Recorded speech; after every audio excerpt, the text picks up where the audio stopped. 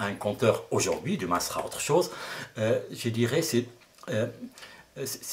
un amoureux éternel.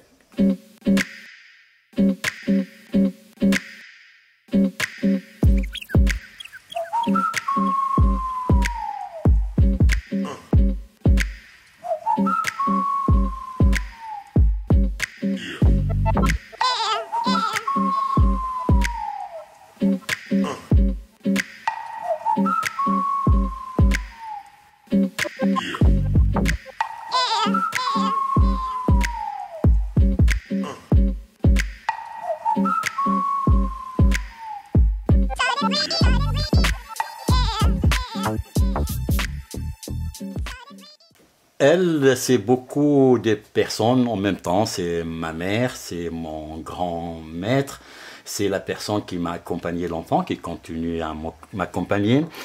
Elle était très proche, elle est toujours très proche. Souvent, je la sens pas loin, hein. Et puis, quand je fais une soirée avec les deux filles, avec Laïla et Najwa, souvent on commence par lui rendre hommage. C'est notre source, c'est la source. C'est à partir de là où on a coulé, on est parti.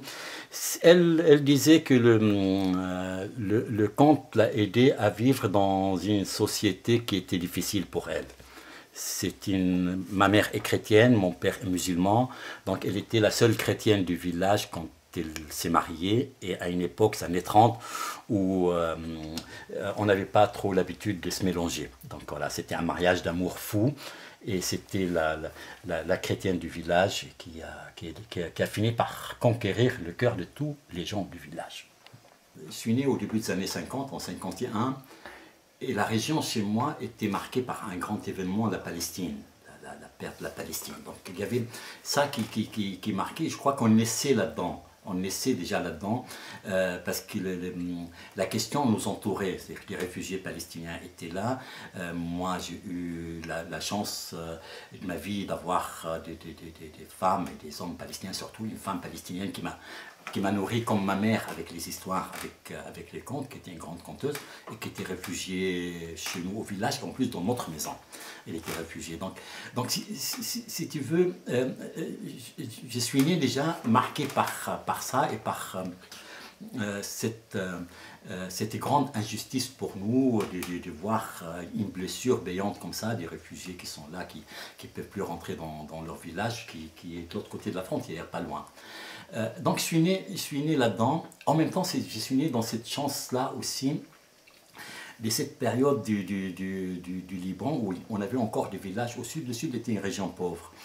Des villages au sud où on n'avait pas d'électricité, pas d'eau qui arrivait jusqu'à la maison, l'eau n'arrivait pas, puis elle est arrivée sur la place du village, presque du côté de la maison chez nous, avant d'arriver dans les maisons. Et on n'avait pas d'électricité, donc on n'avait pas de télé, donc moi, j'ai toujours ma télé à moi, c'était ma mère, et la deuxième mère, la deuxième femme palestinienne qui était là, c'était notre télé. Avec quelle langue tu comptes le mieux? Oui, la question a beaucoup évolué. Cette question, tu me l'aurais posée il y a 25 ans, 30 ans, ça aurait été évident pour moi, l'arabe. L'arabe, c'est ma langue de naissance, ma langue d'écriture, ma langue maternelle, ma langue d'origine, et c'était ma seule langue jusqu'à l'âge adulte. Donc je ne comptais pas du tout en français, je ne parlais pas le français, j'ai appris à le parler un peu petit à petit dans la rue. J'avais appris un minimum pour mes études scientifiques, qui me demandaient un minimum, absolument minimum. Je faisais maths, physique comme étude, donc je n'avais pas besoin d'une langue qui coule. J'avais une langue française très très limitée, je ne l'ai pas apprise vraiment à l'école. Et ma mère était une belle conteuse, il reste pour moi le premier maître qui m'a appris à compter, qui m'a mis dans le chemin, qui m'a appris son répertoire, qui m'a appris à compter, qui m'a appris ce qui va avec le conte, c'est-à-dire, moi j'ai appris à traiter mes histoires sérieusement avec elle. Elle ne supportait pas que je maltraite un personnage, ou que je maltraite une histoire, ou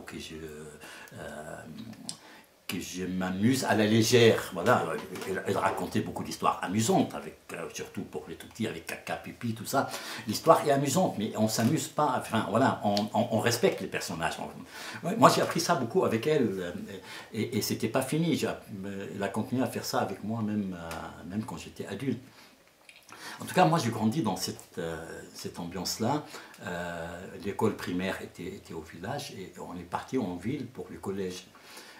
Mes frères et sœurs qui étaient plus âgés que moi allaient en ville pour le collège. Puis moi, je suis le cinquième de la famille. Donc, quand le cinquième a fini son certificat d'études, il fallait aller au collège. La famille a déménagé pour l'hiver en ville. On partait l'année scolaire en ville, on revenait l'été au village. J'ai commencé à raconter en public pour de vrai en France, donc en français. Donc il fallait bien que je maîtrise cette langue. Et au début, c'était un travail en même temps pénible, parce qu'il fallait maîtriser une langue, et en même temps fascinant, parce qu'il a découvert de la langue en même temps. Et la première fois où j'ai vu que je pouvais raconter une histoire entière dans cette langue qui était pour moi une langue uniquement d'utilité minimale, c'était fascinant pour moi. J'ai encore les souvenirs de fascination de l'enfant devant un cadeau. Mais pendant quelques années, c'est resté pour moi la langue arabe qui était ma langue. C'est-à-dire mes images venaient en arabe, j'essayais de trouver des équivalents en français, j'essayais de passer le film dans ma tête en arabe. Le film vient du côté droit, parce qu'on écrit de droite à gauche, ou en tout cas il y a une raison pour laquelle encore aujourd'hui quand je raconte en arabe, le film se déroule comme ça, droite à gauche. Je crois que tous les personnages principaux viennent de droite aussi, pas de gauche. Et du coup, quand je raconte en français, quand je commençais à raconter en français, j'ai installé tout dans l'autre sens. Voilà, et j'avais comme ça une image, une impression dans ma tête que c'était un bouton que j'avais dans ma tête, que j'ai passé d'un côté ou de l'autre pour parler dans une langue ou l'autre. J'ai habité dans la vieille ville de Saïda, c'est une ville piétonne par nécessité, les rues sont étroites, c'est une ville dont les plans datent de 3000 ans, 3500 ans. Et j'ai grandi là, il y avait encore un conteur qui racontait l'épopée de la Sira, la geste de Antara, dans un café, par épisode, qui racontait ça sur 6 mois, si je me rappelle bien. J'ai encore l'image de cet homme-là dans ma tête. On était enfants, on n'avait pas le droit d'entrer dans le café, mais c'est un café vitré. Il s'appelle d'ailleurs le café des vitres. On se mettait dehors, on voyait le compteur, on attrapait des choses. On voyait. En tout cas, c'était une grande fascination pour moi. Il y avait une autre personne qui a joué un rôle pour moi dans la lecture, par contre, c'était un vendeur ambulant. Moi, je suis d'une famille où les parents ne lisaient pas. Ma mère est illettrée, mon père a appris à déchiffrer sur le tard, donc on n'avait pas de livres à la maison. C'est quelqu'un qui vendait des livres d'occasion sur une charrette, et vu qu'on était quelques gamins à courir derrière, il nous prêtait des livres parce qu'on n'avait pas de moyen d'acheter. Il nous prêtait des livres, on lui rendait les livres. Il faisait bibliothécaire alors qu'il vivait de son métier. Voilà, je garde toujours une grande émotion quand je parle de cet homme. Un jour, j'ai découvert que ce n'est plus seulement un outil que j'utilise pour raconter mes histoires, mais j'avais un vrai plaisir à goûter les mots, à choisir mes tournures de phrases, à trouver un plaisir à jouer avec cette langue-là. Donc j'ai eu la chance de vivre comme conteur, la chance de vivre dans cette période-là où les contes, les légendes, les épopées étaient encore présentes, ce qui n'est pas le cas aujourd'hui, mais c'était encore présent. Et ça se déroulait, dans le village chez moi, ça se déroulait d'une façon quasiment normale. C'est-à-dire qu'il y avait des moments où on racontait, des moments où on ne racontait pas. Mais les moments où on racontait, quelqu'un racontait, si c'était chez nous à la maison, c'est souvent ma mère qui racontait, puis quelqu'un d'autre racontait une légende ou un récit, ou un récit censé être vrai d'une rencontre avec un génie. Voilà, j'ai grandi dans ces mondes-là. J'ai toujours eu un côté littéraire qui était très important. J'ai toujours écrit, j'ai toujours lu de la poésie, j'ai toujours essayé d'écrire de la poésie, j'ai toujours lu. Enfin, la littérature est très présente dans ma vie. Et j'ai pensé que j'étais amoureux de la langue arabe, ce qui était vrai, mais j'ai pensé qu'il n'y avait pas de place dans mon cœur pour une autre langue. Et j'ai découvert tout d'un coup que non, je peux aimer avec force et passion une deuxième langue qui est la langue française. Et c'était une grande découverte. Et je me rappelle encore la première fois où j'écris une histoire directement en français. Et je me rappelle encore, y compris les images, comment l'idée m'est venue, j'étais au lit, comment je me suis levé, comment j'ai commencé à écrire, et directement en français sans que je le décide. C'est un tableau d'une amie très chère, Françoise Jouard, avec qui je fais beaucoup de projets, avec qui je fais mon premier livre, mon premier album, mon deuxième, mon troisième. On a fait ensemble, je ne sais pas, peut-être une douzaine d'albums. En dehors de notre travail commun, une grande amitié nous lie, et de temps en temps on me fait un cadeau comme ça. Et ça, c'est 2 vers du poème de Mahmoud Darwish, de son poème qui s'appelle Beyrouth. Et ça, c'est Beyrouth, notre tente, Beyrouth, notre étoile. Je me suis rendu compte, à force de raconter en français, où j'ai raconté 100 fois plus en français qu'en arabe, parce que j'ai vécu en France, et j'ai raconté en France, dans le pays francophone, je me suis rendu compte que lorsque j'allais raconter en arabe, la langue me manquait, le rythme me manquait. Donc il a fallu que je retravaille mes films à l'envers, de l'autre côté. Et c'était un moment qui m'a perturbé un peu, qui m'a fait poser des questions en me disant, est-ce que j'aurais oublié ma langue maternelle? Non, la langue, je la parlais sans souci, puisque je partais chez moi souvent. Mais dire les choses construites, dire un conte, dire un spectacle, des contes entiers en arabe, je me suis rendu compte que parfois les images venaient en français avec les mots français qui étaient là, et les mots arabes venaient traduire presque littéralement le mot français, et j'étais affolé. Il n'y avait pas d'électricité au village, il fallait qu'on rentre avant la nuit parce qu'il y avait encore des hyènes, des renards, des loups qui rôdaient dans la vallée derrière la maison, donc il fallait rentrer tôt. Et avec les copains, on avait 9-10 ans, on allait sur les rochers au-dessus de la vallée faire des joutes de poésie. Le soleil se couchait, on se rendait compte que c'était tard, on arrivait, c'était la nuit déjà. Donc, il fallait, quand j'arrive à la maison, il fallait que je trouve une histoire, que j'invente une histoire, que j'invente quelque chose qui m'est arrivé, que je raconte à ma mère, avec conviction, pour qu'elle me pardonne. Sinon j'avais 2 coups de bâton sur les jambes. Et souvent, j'inventais des histoires, elle m'a aidé parce qu'elle faisait semblant de croire. J'inventais des histoires, des rencontres avec les génies, et comment j'ai échappé aux génies, comment j'ai... de ça. Tu vois pourquoi il ne faut pas rester la nuit, tu vois pourquoi il faut rentrer avant le coucher de soleil. Elle ne m'a jamais dit que je suis en train de mentir ou d'inventer quelque chose. Elle m'écoutait comme si c'était vrai. C'est beaucoup plus tard que je me suis dit, mais c'est pas possible. Voilà, elle savait que c'était pas vrai, bien sûr. Mes rencontres avec les génies et mon retard. J'aime, moi, la langue concise, les phrases concises. J'aime les phrases qui vont directement au but. Je me perds complètement si je vais décrire quelque chose. Je me perds. Et puis je ne trouve pas de plaisir à le faire. Par contre, je peux trouver du plaisir à entendre quelqu'un faire décrire et partir dans le détail. Je peux trouver du plaisir à écouter quelqu'un qui sait bien le faire. Moi, je crois que je ne sais pas le faire et c'est pas du tout mon genre. Je suis mal là-dedans. À un moment, je me suis posé la question pourquoi. Parce qu'on m'a posé aussi la question pourquoi je raconte comme ça, des phrases concises, très courtes, rythmées comme ça, hachées. Je me suis dit, peut-être au début, quand j'ai commencé à raconter en français, j'ai maîtrisé tellement peu la langue française qu'il n'était pas question pour moi de m'aventurer dans une phrase qui ne finit pas. Je ne connaissais pas les pièges après, je ne savais pas si je pouvais finir ma phrase. Donc je disais une phrase pour une image, une phrase pour un tableau. Et ce rythme-là me convenait. Et puis après, je me suis rendu compte que non, en arabe aussi, je raconte comme ça. Je suis de la génération qui est venue un peu après l'indépendance. Il y avait un manque absolu d'écoles. Les villages envoyaient des délégations pour demander des écoles. Et la réponse était beaucoup de demandes. Assurer un lieu, on vous envoie un enseignant. Donc mes parents ont donné une partie de la maison pour que ça devienne une école, la première école du village. Et du coup, j'ai pu être à l'école très tôt, avant l'âge, parce que c'était là.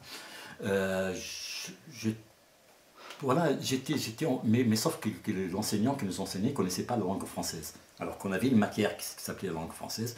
Donc pendant 5 premières années, je n'ai pas entendu un mot du français. Et quand on arrive au collège, on est censé avoir fait 5 ans de français. Donc on est déjà dépassé complètement. Et moi, j'étais fort en maths et physique. Donc, je n'avais pas besoin de la langue étrangère du tout. Et du coup, par un réflexe d'orgueil enfantin, j'ai décidé que ça ne me regardait pas cette langue. Et j'ai grandi sans cette langue française, sans la deuxième langue. Voilà. J'aime bien ce rythme comme ça, court, haché. J'aime bien que si l'histoire peut se raconter en 5 minutes, qu'elle prenne 5 minutes avec moi, qu'elle ne prenne pas 10, ni 15, ni 20. Je sens que ça me nourrit autrement quand c'est comme ça. Ça me donne une autre énergie, ça me donne une force. Donc je suis de la génération qui était politisée très tôt, qui pensait changer le monde très vite et très tôt. Et du coup, je suis engagé politiquement très vite, très tôt, à l'âge de 15-16 ans. Et j'étais persuadé que mes enfants, quand je serais marié, naîtront dans un monde, pas dans un pays, mais dans un monde, dans une terre démocratique, égalitaire, les femmes comme les hommes, voilà, parce que moi j'ai grandi au milieu des femmes, donc je suis très sensible à la question des femmes, et c'était vraiment mon rêve jusqu'à l'âge de 25 ans, que je sentais proche, à portée de main. Hein. Un conteur m'a dit un jour, c'est peut-être parce que tu as commencé à raconter les épopées que c'est comme ça, c'est le rythme épique qui galope comme ça. Moi je me dis c'est peut-être le contraire, c'est parce que j'ai un rythme comme ça que j'aime beaucoup les épopées. Parce que je commençais à raconter des mille et une nuits, des récits de vie avant d'oser m'attaquer à une épopée, à raconter une épopée. Mamadou Diallo, c'était mon frère de case, c'était un ami très proche.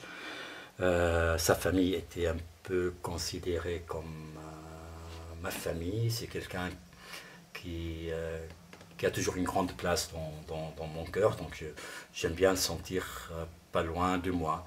Et quand ça m'arrive de changer mon bureau, de travailler en bas, ça m'arrive de travailler dans le garage pendant des mois, en général, il descend avec moi dans le garage. Voilà, Mamadou Diallo, un grand conteur qu'on a perdu aussi, qui est parti tôt. Les deux langues, maintenant l'arabe et le français, me sont très chères, et je prends un vrai plaisir j'ai les goûts quand je raconte dans l'une ou l'autre langue. Quand je raconte longtemps en français, pendant plusieurs mois, que je n'ai pas l'occasion de raconter en arabe, c'est un festin pour moi de raconter en arabe. C'est un festin de retrouver ce plaisir. Et je me rends compte quand je suis en tournée dans les pays arabes ou longtemps au Liban, et quand je reviens ici, ma première soirée, c'est aussi un festin de retrouver cette langue française. Donc voilà, j'ai eu un sentiment, maintenant je le trouve un peu bizarre, un peu étrange, quand j'ai commencé à goûter la langue française, j'ai eu un sentiment comme une trahison de ma langue, qui n'a pas duré longtemps. Et finalement, je me dis, heureusement je commence à goûter cette langue. Ça aurait été un tel gâchis de vivre longtemps dans un pays et de ne pas goûter sa culture, sa langue, ses habitudes, ses gens, ses paysages. Et du coup, je me trouve extrêmement à l'aise dans ce passage dans les deux langues. Et tout d'un coup, dans les années 70, on a commencé à avoir une image extrêmement négative du conteur. On considérait petit à petit, hein, comme les choses un peu s'infiltrent dans la société, c'est petit à petit que les images changent. Que c'était ringard, que c'était peut-être une des causes de notre retard par rapport aux autres pays, qu'il faut être maintenant cartésien, raisonnable, qu'il faut, voilà. D'ailleurs, c'est même pas vrai l'histoire qu'on raconte. Il y avait un peu des images comme ça, et pour moi, ça correspond aussi à une période où j'avouais moins mes amours pour les contes. J'ai continué à recueillir des contes, à écouter. J'ai raconté dans le cadre très étroit de la famille à l'époque. Mais voilà, l'image que c'était pas sérieux. En plus, moi, j'étais un militant politique, donc c'était sérieux ce que je faisais. Et là, à côté, j'avais... C'est pas vrai, j'avais pas honte parce que ma mère était une belle conteuse, j'ai un tel respect, une telle admiration pour elle, mais j'ai considéré que c'était voilà, le côté amusement pour moi, voilà. Et je peux m'amuser à raconter une histoire aux copains, une histoire à lui, c'est pour m'amuser, voilà, pas plus. Et je disais souvent que c'était pour s'amuser, alors que je savais que ça me bousculait beaucoup plus que ça. Alors j'étais frappé en t'écoutant raconter ton récit de vie en temps de guerre, où là d'abord tu étais assis par terre en tailleur, au lieu d'être debout. C'est vrai. Et ta langue et ton rythme ont considérablement changé. Alors moi, je t'ai entendu qu'une seule fois sur ce récit, je ne sais pas si c'était toujours comme ça. Et là, tu n'avais pas des phrases courtes forcément. Oui, moi je ne me regarde pas. Honnêtement, je me regarde. Je commençais à regarder mon travail lorsque je commençais à faire des formations. Je commençais très tôt, prétentieux, je commençais très tôt à faire des formations et je trouve que ce n'était pas le moment à l'époque. Mais quand j'ai commencé à faire des formations suivies, tout ça plus tard, j'ai commencé à réfléchir sur ma façon de travailler, à regarder un peu mon travail de l'extérieur et je trouvais que c'était le minimum à faire avant d'aller donner des conseils à quelqu'un ou d'accompagner quelqu'un sur son chemin, savoir un peu nous-mêmes comment on travaille. Donc j'ai commencé à regarder un peu ça.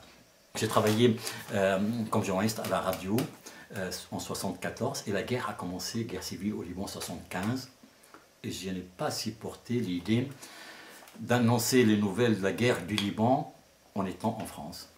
Un matin, je n'ai pas supporté, j'ai pris l'avion, je suis parti au Liban. Et je suis resté au Liban, je suis devenu journaliste au Liban, je suis devenu éditeur au Liban, je suis devenu... voilà, tout ça. Moi, je travaille dans la fougue, enfin, je raconte dans la fougue, moi, je raconte dans le feu. Et pendant très très longtemps, je prétendais, ou je croyais profondément que je ne travaillais jamais mes histoires. Et j'étais toujours étonné d'entendre des amis conteurs, des amies conteuses dire « Ah, je me retire 3 mois pour une création, ah, je travaille mes contes, ah non, demain matin, je travaille mes contes. » Et je me suis rendu compte en regardant comme ça que je travaille mes contes quasiment tout le temps, presque 24 heures par jour parce que j'en rêve la nuit. Et je me suis rendu compte que je travaille mes histoires quand je marche, quand je conduis, quand je suis dans le train, quand je suis dans l'avion. Il y a tout le temps des images, enfin je suis tout le temps dans une histoire que je suis en train de préparer. Et en même temps, je suis en train de nourrir, d'élaguer l'histoire. Enfin, je travaille mes histoires tout le temps et ça dure des mois. Et je me suis dit, non, finalement, je travaille beaucoup. Je ne m'assois pas derrière un bureau pour travailler mes histoires, mais je travaille beaucoup.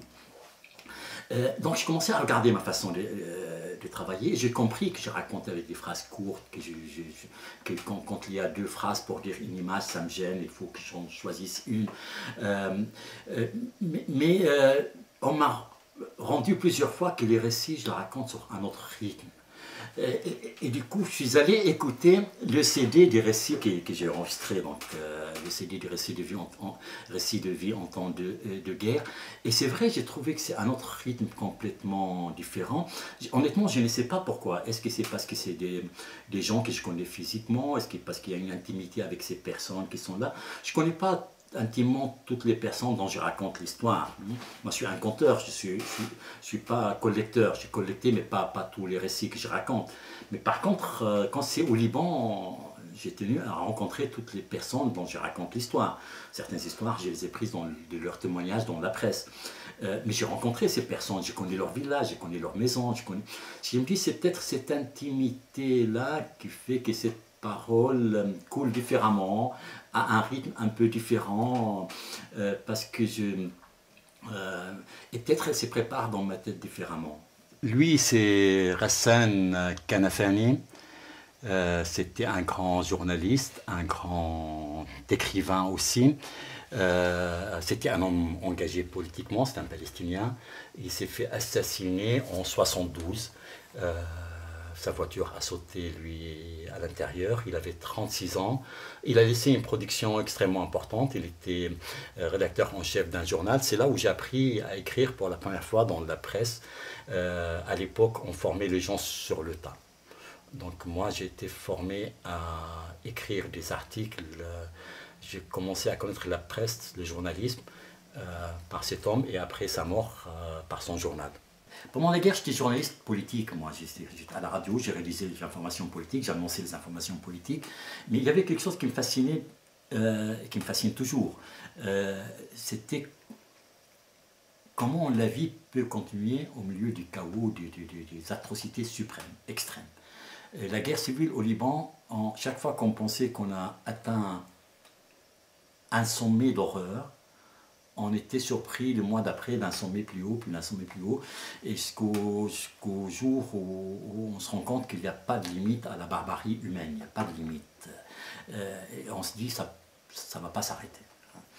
Mais au milieu de tout ça, c'est-à-dire au milieu des gens qui sortent d'un massacre, Et j'ai vu des gens sortir d'un massacre, lorsqu'il y a eu le massacre du Tal Zar, un des camps palestiniens à côté de Beyrouth, et lorsque les gens sont arrivés après par l'aide humanitaire, les survivants dans les camions arrivés là, ils ont perdu leur mari, leur fils, leurs enfants, vu leurs enfants violés, arrivés au milieu de ces chaos, tu dis comment la vie peut continuer avec ça, quels gestes font les gens. Je me suis rendu compte que ces gestes-là sont très très souvent portés par des femmes. Des gestes qui font que la vie continue, qu'une certaine dignité continue au milieu de tout ça. Que même s'il faut mourir, il faut garder une dignité.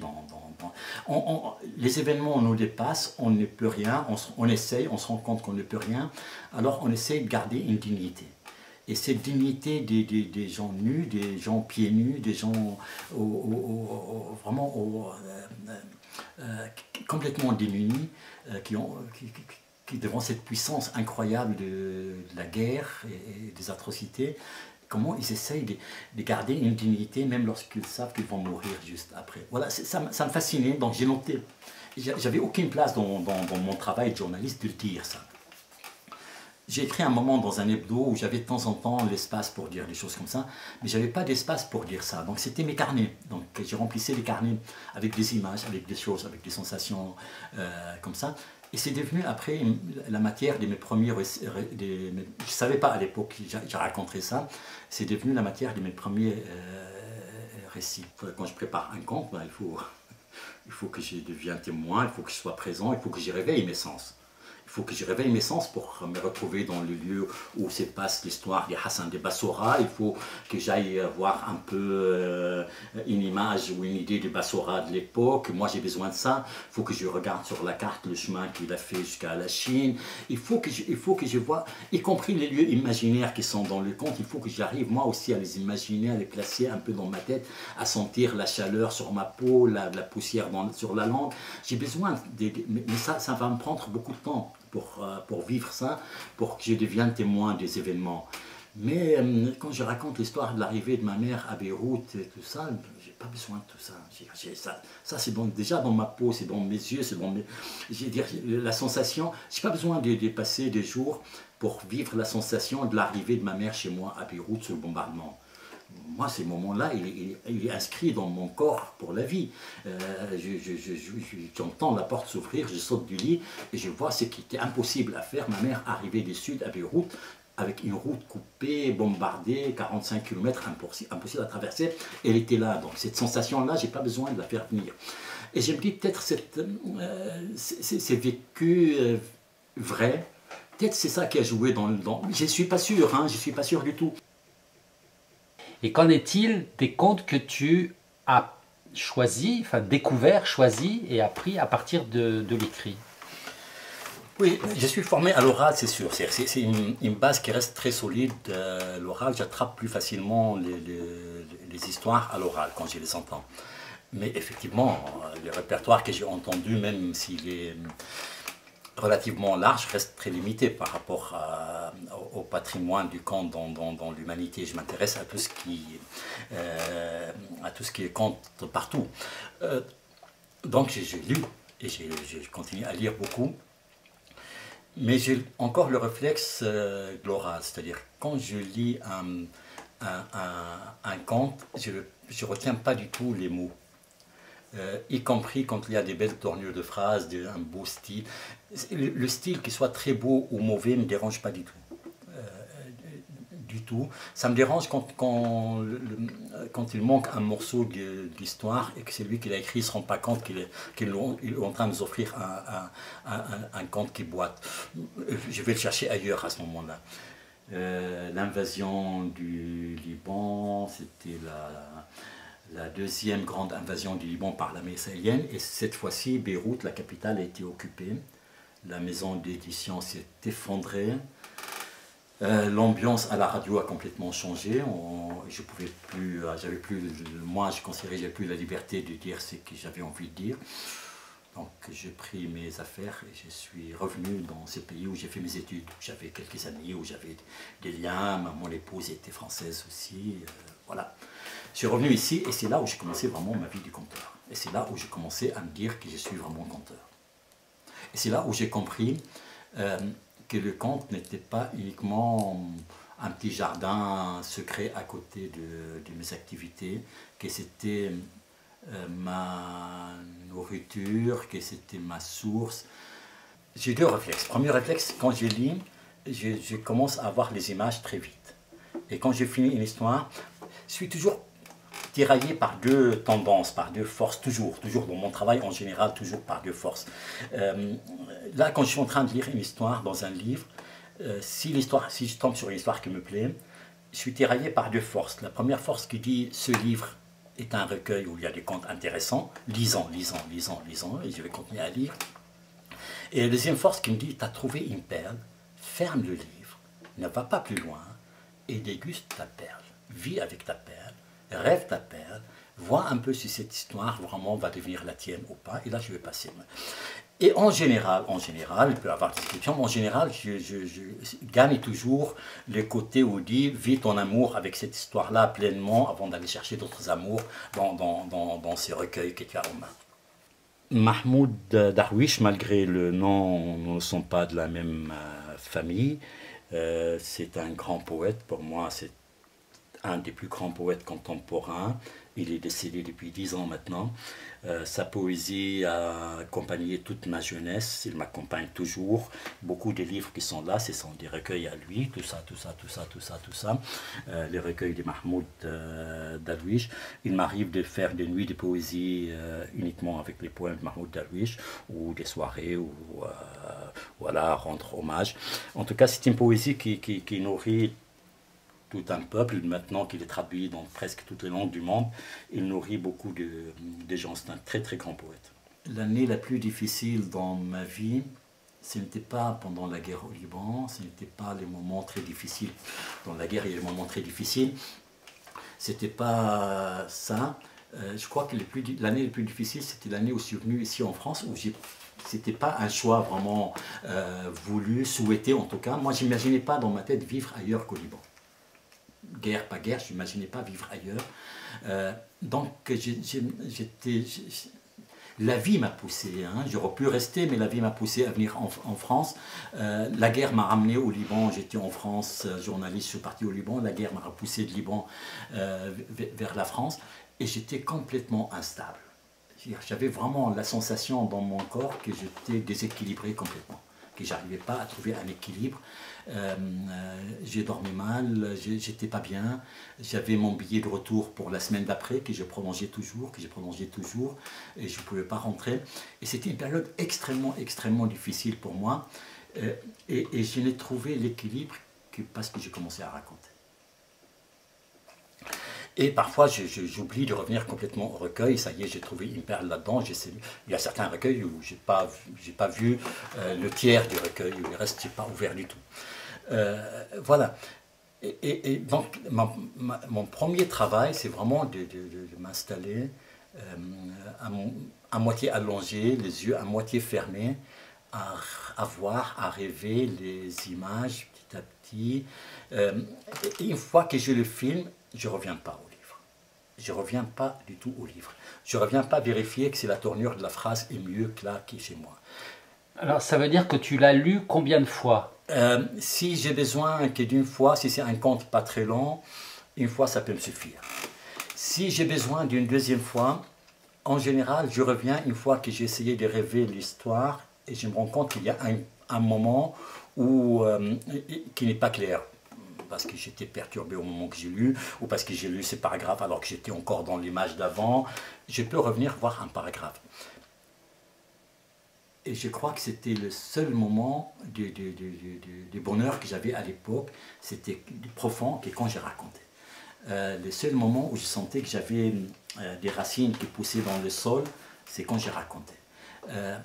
Voilà, donc je me suis rendu compte que le conte n'était plus tout d'un coup pour moi un jardin d'amusement, ou un jardin secret, ou aller un peu distrayer les amis pendant une soirée en racontant un conte, ou une histoire, ou une anecdote Nasruddin, mais que c'est beaucoup plus que ça, pour moi c'était en lien direct avec la vie. C'est-à-dire si je n'ai pas peur, si je veux c'est peut-être même pas exagéré si j'ai dit que pour moi, ça représentait la vie à l'époque.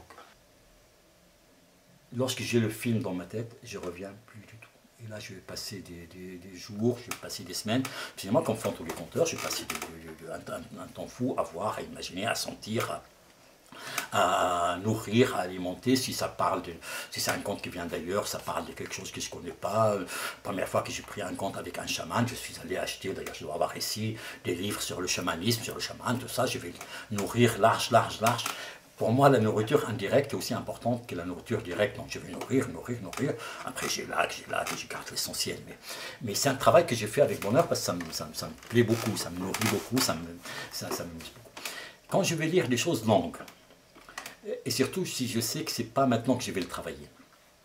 Parce que j'ai fait, je crois comme beaucoup de monde, comme tout le monde peut-être, je travaille des choses pour maintenant.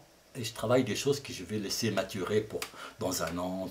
Je ne sais pas pourquoi. Parfois, je suis attiré par telle culture, tel pays, tel recueil. Je vais commencer à l'aborder petit à petit. Et là, à ce moment-là, je ne fais pas confiance à ma mémoire orale. Donc, je vais noter. C'est une édition populaire de Mille et une nuits. C'est qu'on appelle les éditions Boulaq, donc l'édition de base, la plus répandue, qui est éditée au Caire. Et c'est vrai, voilà, quand je lis une fois l'histoire, je note l'essentiel sur la marge.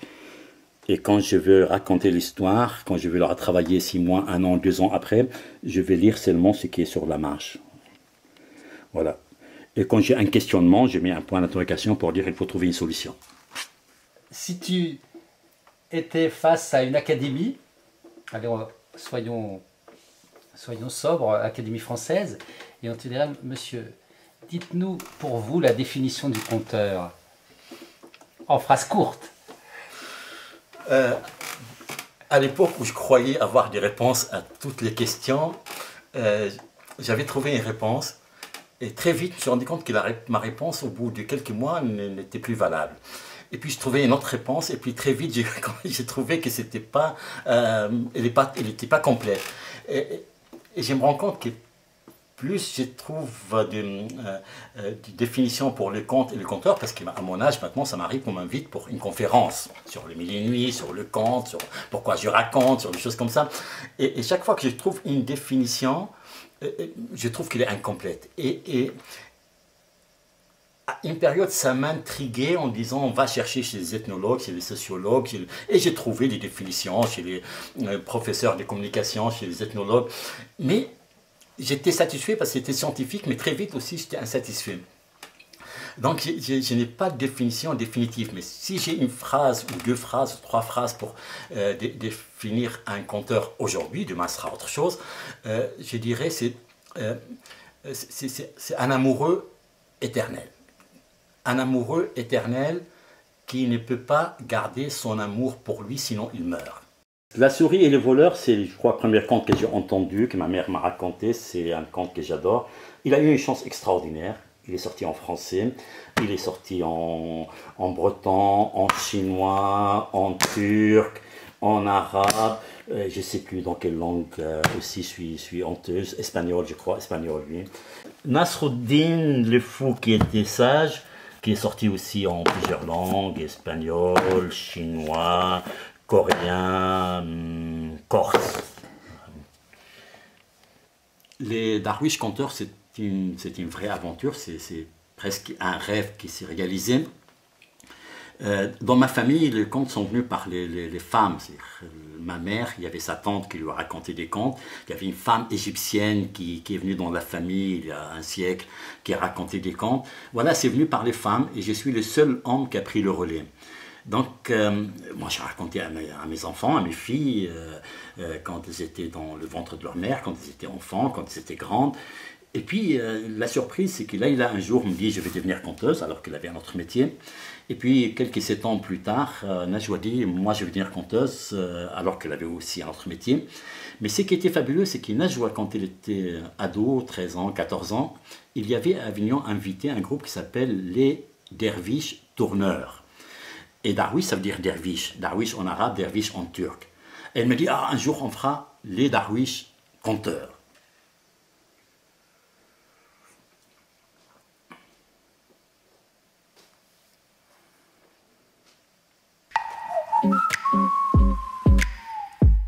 Thank you.